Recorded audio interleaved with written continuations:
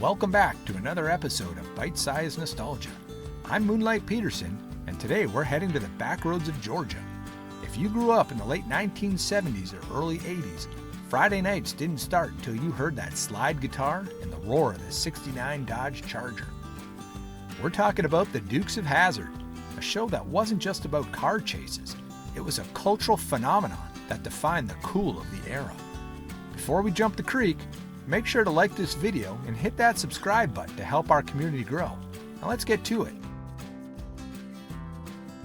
To truly understand the DNA of Hazzard County, we have to travel back to 1975, 4 years before the Dukes ever hit the airwaves. We're looking at a cult classic film called Moonrunners. It was written and directed by Guy Waldron, the man who would eventually create the Dukes. And it was based on the real-life stories of a moonshiner named Jerry Rushing. Now, Moonrunners wasn't a squeaky clean show. It was gritty, it was raunchy, and it was much closer to the reality of the southern bootlegging circuit. But the blueprint was all there. You had the Hogg family, the precursors to the Dukes. You had a corrupt official named Jake Rainey, the prototype for Boss Hogg. And you even had a heavily modified car named Traveler. But the most important link? The narrator. Waylon Jennings provided the voiceover for that film, and his balladeer persona became the soul of Hazzard. He wasn't just a narrator, he was a character in his own right, the invisible storyteller who let the audience in on the joke. Fast forward to 1979. CBS was looking for a mid-season filler, something to bridge the gap for a few weeks. They didn't expect much. They sent a production team down to Georgia to film the first 5 episodes on location. And then something happened that caught the executives off guard. The ratings exploded. The show tapped into the massive outlaw subculture that was dominating the late 1970s. This was the era of the CB radio craze, the Smokey and the Bandit box office records, and C.W. McCall's Convoy hitting #1 on the charts. Americans were obsessed with the idea of the rebel hero, the guy who played by his own rules but still had a heart of gold. The Dukes of Hazzard took that Smokey and the Bandit energy and made it safe for the whole family. It gave us a world where the lines of morality were delightfully blurred. Think about it. Bo and Luke Duke were technically convicted felons on probation for moonshining. Uncle Jesse was a legendary shiner who only went straight to keep the boys out of jail. On the flip side, you had the law. Boss Hogg was the county commissioner, and Roscoe P. Coltrane was the sheriff. They were the authorities, but they were the ones constantly breaking the law to line their own pockets.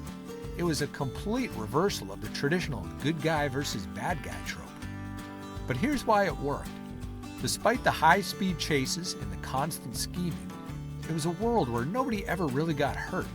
It was a big, messy, southern family dynamic. Boss Hogg and Uncle Jesse had a history that went back decades. At the end of the day, there was a sense of community in Hazzard. It was us versus them, sure, but us included the whole town. It was that frequency of loyalty and lighthearted rebellion that made us tune in every Friday night. When you look at the Duke cousins, you see a masterclass in character balancing. You had Luke Duke, played by Tom Wopat. Luke was the alpha in a quiet way. He was a former Marine, and you could see that discipline in how he planned their escapes. If the Dukes were a sports team, Luke was the veteran quarterback. He was the one doing the Duke slide across the hood with a calculated precision. Then you had Bo Duke, played by John Schneider. Bo was the lightning to Luke's thunder. He was an ex-stock car driver with a lead foot and a short fuse. He was the one who usually yelled "Yee-haw" mid-jump, and that energy was infectious. It's that classic dynamic. Luke provided the brain, Bo provided the nerve, and together they were untouchable. But let's talk about the real powerhouse of the family, Daisy Duke. Catherine Bach didn't just play a character, she launched a cultural movement.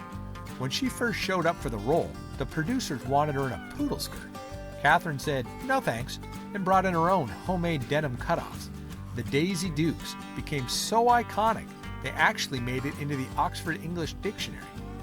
But if you only focus on the shorts, you're missing the point of Daisy. She was the family's secret weapon. She was a master of disguise. a better marksman with a bow and arrow than the boys, and she could pilot a Jeep for the General Lee just as well as Bo.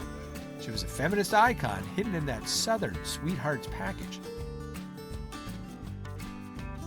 Then we have to talk about the villains. I use that word loosely because you couldn't help but love them. Boss Jefferson Davis Hogg and Sheriff Roscoe P. Coltrane. James Best and Sorrel Book weren't just actors. They were classically trained performers who turned Hazzard's law enforcement into a vaudeville act. Boss Hogg in his all-white suit, his Cadillac with the bullhorns, was the epitome of small-town greed. He wanted every nickel in that county, yet he was often terrified of his own shadow or his wife Lulu. But the real magic was the chemistry between Boss and Roscoe. Their banter was often ad-libbed. James Best gave Roscoe that signature high-pitched giggle and the cuff 'em and stuff 'em catchphrase that became playground staples. Even though they were trying to put the Dukes in jail every week, you almost rooted for them to get close, just so you could see Roscoe's mental pause when another plan went sideways. They weren't truly evil, they were the necessary friction that kept the General Lee's tires spinning. Without Boss Hogg's greed and Roscoe's bumbling pursuit, the Dukes would just be three cousins driving around a quiet county. They gave the show its stakes, but more importantly, they gave it its soul. Now, let's be honest. You could probably swap out the actors, and you can maybe change the setting, but you couldn't have the show without the real lead character, and I'm talking about the 1969 Dodge Charger, the General Lee. In the history of television, there are cars, and then there are icons. The General Lee wasn't just a prop. It was a character with its own personality, its own voice, thanks to that horn, and its own set of physics. But the story of how that car became a legend is actually a bit of a tragedy for Mopar fans. You see, the stunts you saw on Friday nights were real. There was no CGI in 1979. Every time you saw Bo and Luke jump a creek or a police cruiser, a real Dodge Charger was being launched into the air. And here's the secret that producers didn't want you to know. Chargers weren't built to fly. Because the iron block 440 Magnum or 383 engines were so heavy, the cars would nosedive mid-air like a lead weight. To fix this, the stunt crew had to load the trunks with hundreds of pounds of sandbags or concrete ballast just to keep the car level during flight. Even then, the structural damage upon landing was a total loss. The chassis would buckle, the suspension would shatter, and those cars were one and done. By the time the show reached its peak, they were destroying on average of 2 to 3 Chargers per episode. Estimates say that by the end of the series, between 250 and 369 Chargers had been sent to the scrap heap. It got so bad that the production team started running out of cars. They were literally flying planes over residential neighborhoods in California looking for Chargers in backyards. They dropped flyers on windshields offering to buy them on the spot. In later seasons, they even started using modified 68 models with 69 taillights just to keep up with the demand. One of the most famous parts of the General Lee lore is the welded doors. The story went that because it was a racing car, the doors had to be shut tightly for safety. In reality, it gave us one of the coolest visual signatures in TV history, the window entry. John Schneider and Tom Wopat had to practice that slide until it was muscle memory. But if you watch closely, you'll see the evolution of the slide. Early on, it was a bit clunky, but by season 3, they were hitting those windows with the grace of an Olympic gymnast. It's a move every kid with a bicycle or a Power Wheel tried to replicate in their driveway across the hood of their dad's station wagon. In the late 70s and early 80s, for the fans of the show, the car didn't represent a political statement. It represented rebellion against the machine. The General Lee was the underdog. It was the only thing standing between the Duke boys and the crooked cell at Roscoe's jail. That orange paint, specifically Hemi orange, became the color of freedom. When that horn played those first 12 notes of Dixie, it was a signal to the audience that the good old boys were about to outrun the system one more time. It was the ultimate outlaw machine, and for a generation of kids, it made the 1969 Dodge Charger the most desirable piece of American steel ever built. But every legendary show eventually hits a wall. For the Dukes of Hazzard, that wall was made of corporate greed and a massive misunderstanding of what the fans actually loved. In 1982, at the absolute height of the show's popularity, the unthinkable happened. Bo and Luke Duke walked off set. John and Tom weren't just looking for a bigger paycheck, they were looking for what was fair. The show at the time was a merchandising juggernaut.